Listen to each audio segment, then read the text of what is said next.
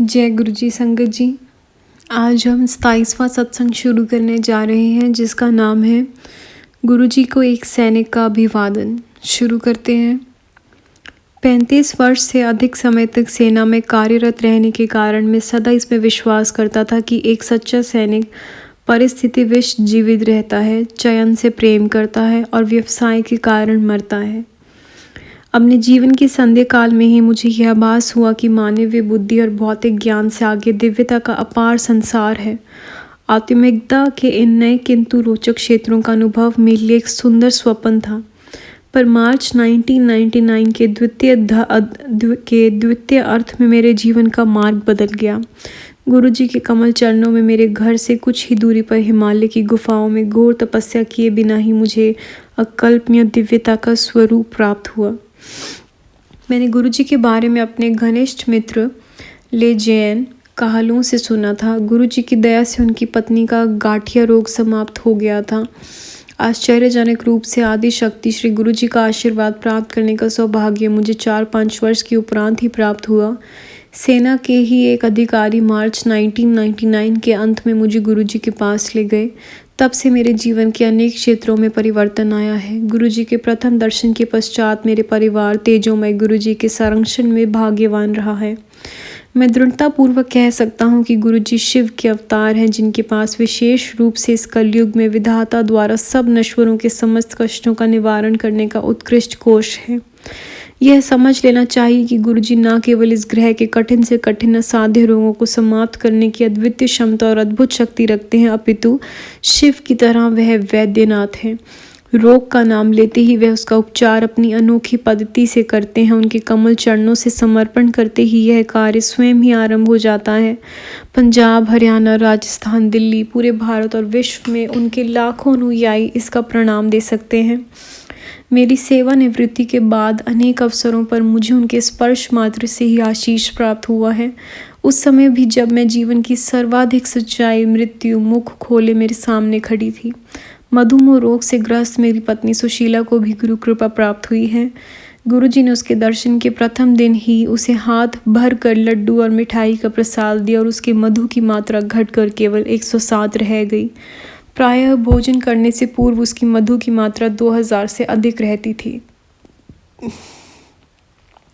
इस बार जब टेस्ट में उससे मधु की घटती हुई मात्रा के परिणाम आए तो मुझे सहसा अपनी आंखों पर विश्वास नहीं हुआ। गुरुजी के दिव्य आशीष का यह प्रत्यक्ष प्रमाण था। सितंबर 2002 में मेरे वक्ष स्थल में बहुत पीड़ा हुई और मुझे बाईपास शल्यक्रिया करवाने का परामर्श दिया गया। दिल्ली स्थित रेफरल और रिसर्च चिकित्सालय में मैं सीधा गुरुजी के पास गया। उन्होंने कहा, यद्यपि मुझे स्टंट की आवश्यकता नहीं है, दूरदर्शिता से मुझे शल्यक्रिया एक स्टॉर्ट में करवानी चाहिए। उन्होंने मुझे एक ताम्र लोटा लाने को कहा, जिसे उन्होंने अपने हाथों से अभिमंत्रित किया। उन्होंने मुझे और मेरी पत्नी को इसमें से प्रतिदिन खाली पेट जल पीने को कहा। उस दिन से हम दोनों उसमें से जल पीते आ रहे हैं। कठिन प्रतीत होने वाला हृदय रोग की चिंता से मैं मुक्त हो चुका हूँ। जय गुरु जी। भक्तों की सुनामी से रक्षा।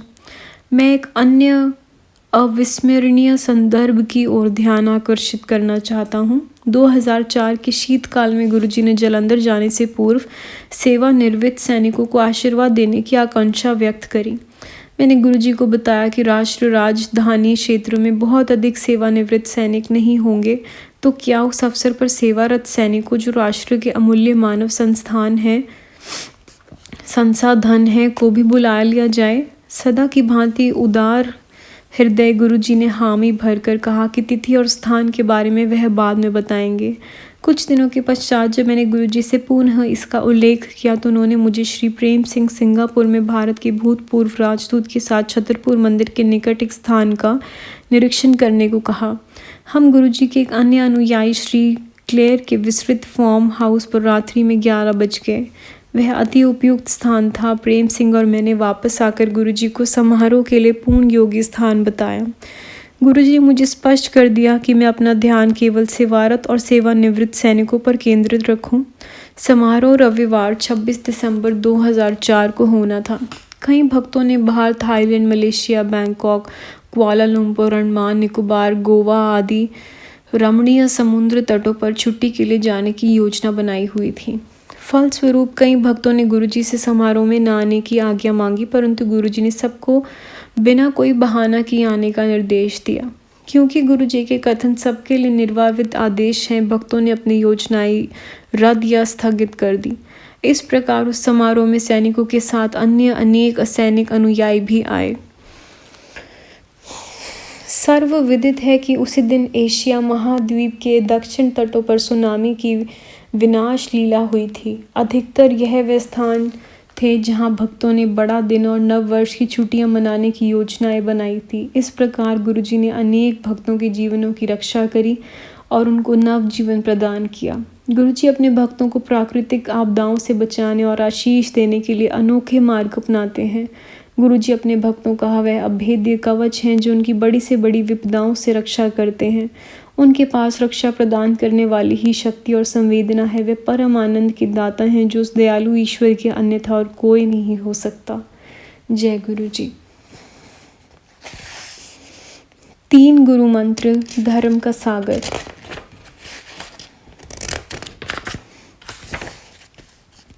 एक दिन रात्रि को 2 बजे के आसपास जब कुछ अनुयायियों के समक्ष मैंने उनसे जाने की आज्ञा मांगी तो उन्होंने मुझसे प्रश्न किया कि मुझे ईश्वर और धर्म के बारे में क्या पता है। जब मैं अपने उत्तर से उनको संतुष्ट नहीं कर पाया तो वह ज़ोर से हंसे और मुझे जनरल साहब संबोधित करते हुए बोले कि यदि मुझे धर्म के बारे में नहीं पता तो चिंता ना करूं। यद्यपि गुरुजी कभी प्रवचन नहीं देते, फिर भी उसी समय उन्होंने धारा प्रवाह भाषा में कुरान, बाइबल, भगवद गीता और गुरु ग्रंथ में धार्मिक पद और श्लोक अति प्रामाणिकता और प्रेम से सुनाए। उनके मुख से शब्दों का उच्चारण ऐसी शुद्धता और पवित्रता से हो रहा था जैसे गंगा अपने स्रोत शिव की जटाओं से प्रवाहित होती है। हम सब अति नम्रता और शांति से विस्मित खड़े थे। समाप्त करने की थोड़ी देर के पश्चात गुरुजी ने प्रश्न किया कि अपने आत्मैतिक ज्ञान के असीमित कोश से जो उन्होंने अभी बांटा है उसमें हम सब क्या समझे। जब हमने अपने कंधे हिलाते हुए अपनी बेबसी प्रकट करी तो वह पुनः हंसे और धीरे धीरे उन्होंने प्रभावपूर्ण ढंग से बल देते हुए 3 स्वर्णिम दिव्य मंत्र दिए जो आनंद में आध्यात्मिक जीवन व्यतीत करने के प्रयास से हमारे पथ प्रदर्शक और आस्था के सूचक बन गए हैं। उनके प्रवचन का सार 3 नियमों पर केंद्रित था जिन्हें मानव धर्म का आधार किया जा सकता है। उन्होंने कहा, नंबर 1, सब धर्म एक हैं, सब भगवान एक हैं, सब धर्म प्रेम, दया और मनुष्यों के प्रति सेवा भाव का उपदेश देते हैं। नंबर 2, जाति, रंग, भेद, धर्म, निष्ठा आदि का ध्यान ना रखते हुए हर समय हर स्थान पर सबकी सहायता करो। यदि किसी कारणवश ऐसा नहीं कर पाओ तो उसकी हानि भी नहीं करो। नंबर 3, इस भौतिक संसार की माया, बाह्य आमोद प्रमोद, स्वप्न और इच्छाओं से अपने को मुक्त करो। प्रतिदिन अपने व्यस्त कार्यक्रमों में से थोड़ा सा समय निकालकर समाधि में बैठकर जीवन में निपुणता प्राप्त करने के लिए और आध्यात्मिक मार्ग पर अग्रसर होने के लिए ध्यान करो। सारांश में उन्होंने सुझाव दिया कि अपना कुछ ध्यान, ऊर्जा और समय उस दिव्य परमात्मा को प्राप्त करने के लिए उसकी ओर केंद्रित करो। उस रात मुझे अपने जीवन का सबसे बड़ा पाठ मिला और मानवता की सेवा ही प्रभु की सेवा है उक्ति में मेरे विश्वास की ओर बल मिला। मानवता की सेवा ही प्रभु की सेवा है। ओके। जय गुरु जी। जनरल कपूर, न्यू लाइफ, गो। 2005 में एक दिन जब मैं DLF गुड़गांव में अपनी पत्नी के साथ सुबह घूमने के लिए निकला था तो एक मदहोश सांड ने मेरे वक्षस्थल पर अपने सींग मार दिए। मैं कुछ घंटे बेहोश रहा। जब मेरी चेतना लौटी तो मैं रेफरल और रिसर्च चिकित्सालय के गहन सेवा केंद्र में लेटा हुआ था।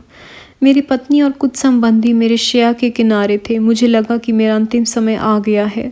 शाम को मेरी पत्नी और बेटी गुरुजी के पास गए। पूरा संदर्भ सुनकर और कुछ समय तक चुप रहने के बाद उन्होंने मेरी पत्नी को प्रसाद दिया जो मैंने अगले दिन चिकित्सालय में खाया।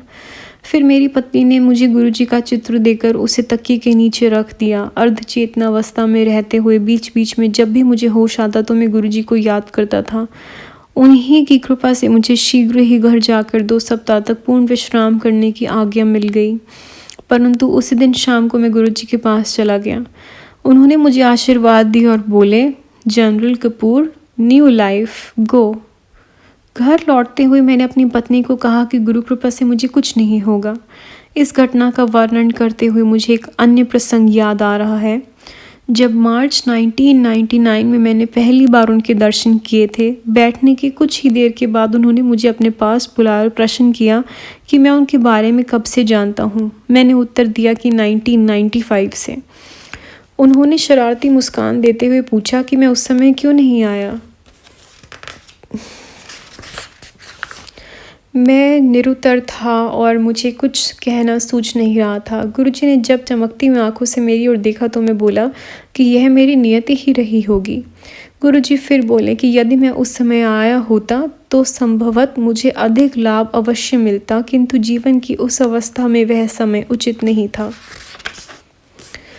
मुझे पाठ मिला कि गुरु कृपा उचित समय आने पर ही मिल सकती है, तो जो हमारे पूर्व और वर्तमान जन्मों के कर्मों पर निर्भर करता है, उनके पास आकर देवत्व के द्वार खुल जाते हैं। एक दिन दिसंबर 2005 में संगत के पश्चात मैं गंभीर रूप से बीमार हो गया और श्वसनक बुखार होने की अवस्था में मुझे आर चिकित्सालय में ले जाया गया। मेरे सिर और पूरे शरीर में अति तीव्र वेदना हो गई। बुखार 104 डिग्री तक पहुंच गया था और किसी भी प्रकार की दवाई से उतरने का नाम नहीं ले रहा था। यद्यपि हॉस्पिटल के उप कमांडेंट मेरी मित्र थे और मेरे वहाँ के गहन सेवा केंद्र में बहुत ध्यान रखा जा रहा था, यह बुखार अजय शत्रु सिद्ध हो रहा था। एक बार दोबारा मैंने गुरुजी से, जो सदा मुझे विपत्तियों और वेदना से मुक्त करते आए हैं, विनती करी। मुझे याद है कि हॉस्पिटल में जब मैं इस बुखार में लाभान्वित हो रहा था, रक्षा विभाग के कुछ अधिकारियों और अन्य अनुयायियों ने गुरुजी के कहने पर उनको गुड़गांव से सम्मानित करने के लिए दिसंबर 2005 के एक रविवार के समारोह का आयोजन किया था। सैनिक हॉस्पिटल में एक निमोनिया के लाभान्वित होते हुए रोगी को, जिसका जीवन रक्षक यंत्रों के माध्यम से उपचार हो रहा था, बाहर निकलना अत्यंत कठिन है। क्योंकि मैं गुरुजी के दर्शन करने को उत्सुक था, मैंने डॉक्टरों से जिद्दी बच्चे की तरह समारोह में कुछ घंटों के लिए बाहर जाने के लिए विनती करी और समारोह के उपरांत वापस आने का वचन दिया। मेरे आश्चर्य का ठिकाना नहीं जब मुझे संपूर्ण संगत की ओर से गुरुजी को पुष्पमाला पहनाने को कहा गया। उसके बाद मैं उनके प्रेम में डूब गया जब गुरुजी ने मुझे अपने ग्लास से पीने के लिए नारियल का जल दिया। मैं अपने आप को संभाल नहीं पाया और मेरी आंखों से अश्रुधारा बह निकली। मैंने उस ग्लास को अपने मस्तक से स्पर्श किया और उसका पूरा जल जो गुरुजी पी रहे थे पी गया। मैंने अपनी प्यासी आत्मा की अनंत प्यास बुझा दी। इससे पहले मैंने कभी भी उस जल से स्वादिष्ट कुछ नहीं चखा था। मेरे लिए वह उनकी अपार स्नेह का अमृत था। सम्मान स्वरूप मैं उनको केवल अपने भाव विहल मनोभावना का हार भेंट कर सकता था। कहने की आवश्यकता नहीं है कि मैं आशा से नहीं अधिक शीघ्रता से स्वस्थ हुआ और अपने सब कार्य सामान्य रूप से करने लगा। इन सब चमत्कारों ने सिद्ध कर दिया कि गुरुजी एकमात्र परम सत्य हैं। वह अपने अनुयायियों से केवल संपूर्ण समर्पण की आशा करते हैं। संपूर्ण समर्पण का अर्थ है संपूर्ण निवारण और असंपूर्ण समर्पण का अर्थ है असंपूर्ण निवारण। गुरुजी ने मेरी पुत्रियां पूजा और आरती को भी आशीर्वाद दिया है। उन्होंने मेरी बड़ी बेटी पूजा के लिए एक सुयोग्य वर भी बताया था, जिससे विवाह कर वे सुखपूर्वक जीवन व्यतीत कर रही है। उन्होंने मेरी पत्नी को अमेरिका घूमकर आने को कहा, यद्यपि वह उस समय मात्र स्वप्न था। हमने कहा कि आरती तो घाना में है, किंतु उन्होंने जोर डाला कि वह अमेरिका यात्रा पर जाएं। कुछ ही दिनों में आरती ने फ़ोन कर बताया कि वह गर्भावस्था में है और सब शीघ्र ही न्यूयॉर्क जा रहे हैं, जहां उसके पति को एक नया काम मिल गया है। बिना किसी हिचकिचाहट के मैंने उसको वहां जाने को कहा और यह भी बताया कि उसकी माँ समय पर पहुँच जाएगी। गुरुजी के आशीर्वाद से हम 3 बार अमेरिका गए और वहाँ पर अत्यंत मनोरम समय व्यतीत किया। अपनी पहली अमेरिका यात्रा पर अकस्मात मेरी पत्नी को मधुमेह के कारण हॉस्पिटल के प्रविष्ट करना पड़ रहा था। मैं अपनी पत्नी को शीघ्र स्वस्थ करने के लिए गुरुजी से विनती कर रहा था। मेरी बात सुनकर उन्होंने मुस्कुराकर मुझे चिंता मुक्त रहने को कहा और यह भी बताया कि वह शीघ्र ही घर आ जाएगी। उनकी दया से 2 दिन के पश्चात ही वह घर आ गई। जय गुरुजी। कमल चरणों में। गुरु जी की पवित्र अनुकंपा से अंधे देख सकते हैं, लंगड़े नृत्य कर सकते हैं, बांझ को संतान हो सकती है, मानसिक शारीरिक रोगियों की मुस्कान लौट सकती है और वह दोबारा जीवन का आनंद उठाना आरंभ कर देते हैं। उन्होंने अपने अनुयायियों को एड्स, कैंसर, हृदय के रोगों से मुक्त किया है। हॉस्पिटलों में जीवन रक्षा उपकरणों पर रह रहे रोगियों को नया जीवन दिया है। इस कलयुग में शिव अवतार की अन्यथा कोई और शक्ति सादी सी चाय और लंगर के रूप में प्रसाद से अपने भक्तों का भला नहीं कर सकती। उनके भक्त अत्यंत विश्वास से अपनी समस्त समस्याओं से मुक्त होने के लिए यह प्रसाद संगत में ग्रहण करते हैं और सत्संग सुनते हैं। मेरे जैसे सैनिक के लिए पीड़ित, विकलांग, ज़रूरतमंद, वंचित, योग्य परंतु अक्षम, विलक्षण किंतु भयभीत ही सहायता का ब्रह्मास्त्र उनको गुरु जी के मंदिर का द्वार दिखाना है। निवारण के निर्मल, स्वच्छ और दिव्य आशीर्वाद की तरंगे गुरु जी के कमल चरणों में परम शांति के अथाह सागर, धीरता, आनंद, ज्ञान के दीपक की नदी का रूप लेकर प्रवाहित होती है। हमारे सुकर्म और अनदेखे भविष्य के कारण हम आदरणीय गुरु जी की पवित्र अनुकंपा प्राप्त कर सकते हैं। या तो आप अपने आप को प्रेम के आनंदमय सागर में डुबा सकते हैं अथवा अपने पिछले और इस जन्म के कर्मों के आधार पर गुरु कृपा से मोक्ष प्राप्ति कर सकते हैं। केवल पूर्ण आत्मसमर्पण करने मात्र से इस विशाल सागर में डुबकी लगाकर प्रत्येक जन्म में गुरु जी की छत्र छाया का अनुभव कर सकते हैं। आज मेरा पूरा संसार गुरु जी के इर्द गिर्द ही घूमता है, जो न केवल परमात्मा है अपितु मोक्ष प्राप्ति के मार्ग में समस्त बाधाओं को दूर करने वाले अभिभावक हैं। मेरे जैसे नश्वर के लिए उनकी सुफूर्तिदायक सुगंध और उनकी उपस्थिति प्रेरणा ही के स्रोत हैं। पूजनीय गुरु जी सर्वशक्तिशाली, सर्वज्ञाता, सर्वत्र विद्यमान है। उन्हें अपने सब भक्तों के पास्ट, प्रेजेंट, फ्यूचर का ज्ञान है। वह परमात्मा की भांति अपने समस्त अनुयायियों की धार्मिक उन्नति, दिव्य आनंद की प्राप्ति से सहायता करते हैं। उनकी महिमा उन्हीं के लिए ही होती है जो उनमें विश्वास रखते हैं। भव सागर पार करने के लिए अच्छे कर्मों से स्टूफिट होती सकारात्मक किरणें और सादर गुरु जी में अविचल आस्था बनाए रखने की आवश्यकता है। सबसे अधिक महत्वपूर्ण है मेरे जैसे सैनिक और योद्धा बनने का अविरल प्रयास, जो निर्वाण के अनजान क्षेत्रों से होकर जाते हुए कठिन मार्ग पर आ रही समस्त बाधाओं का सामना करने का साहस करें। अत्यंत नम्रता से मैं परम पूजनीय आदरणीय गुरु जी के कमल चरणों में नमन और उनका अभिवादन करता हूँ। यह सत्संग लिखा गया था लेजेंड चंद्र कैलाश कपूर, PVSM AVSM गुड़गांव। ये सत्संग समाप्त होता है। जय गुरु जी, शुक्राना गुरु जी।